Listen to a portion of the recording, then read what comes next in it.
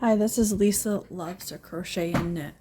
I'm going to show you how to make a magic ring or magic loop, whichever you want to refer to it. You're going to need a crochet hook. I'm using a size J if you're wondering. I don't know if you can see that. And then I'm just got some scrap yarn and I'm just going to grab the end and I'm going to have it in my hand and I'm going to pull up the yarn with the working yarn from underneath. And I'm just going to give myself some slack. And then I'm going to go under my pointer finger with the yarn. And then I'm going to go under my thumb and over my thumb.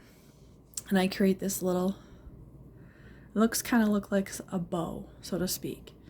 And so basically all I did is make two loops, and they're basically one's on my thumb and one's on my finger.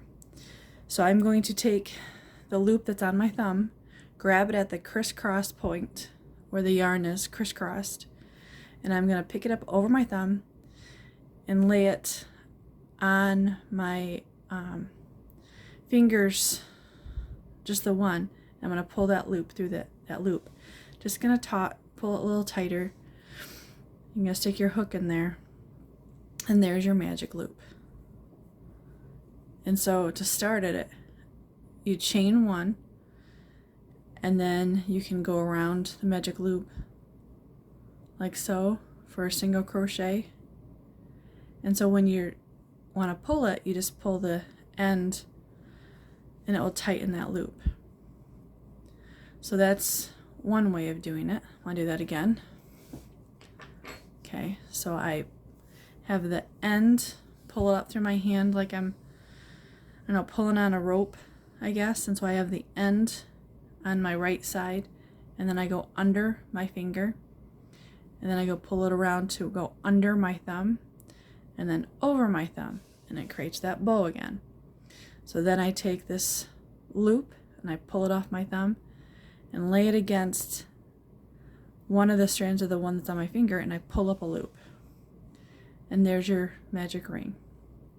Now another way to do this is you create a loop with the yarn. So you just take the end and just cross it over, making a circle.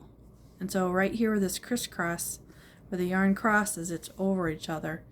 I'm going to want to pick up that, and I'm going to want to flip it facing down on that loop, and there's another magic ring. I'll do that again. So I make a loop.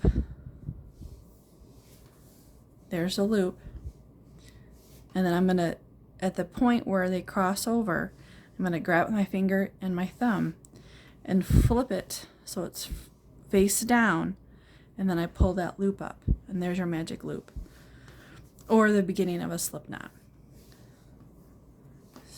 There it is. You just have to tighten the loop, the couple loops on there. I want to do another one. Another way to do it is you just take the end and pull up, give yourself some slack, and I take it and I wrap it around two fingers. Okay? And then I crisscross it. See, there's the crisscross. And then I take, I'll do this again here.